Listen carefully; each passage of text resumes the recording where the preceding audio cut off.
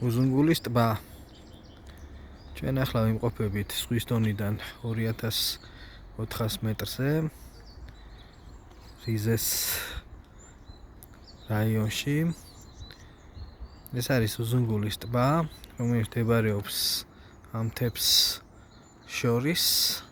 აქ პატარა საკურორტო დასახლება თავისი ატრაქციებით და აი ნაძვნარი ძირითადად აქ ყველაზე მეტად გავრცელებული და ეს ტბაც თავისი იერით ძალიან გავს ქულბაქს, აი გამოყოფილი კუნძულით ის ძალიან გავს ქულბაქს, აი საუკეთესო ბუნება, საუკეთესო ჰაერი.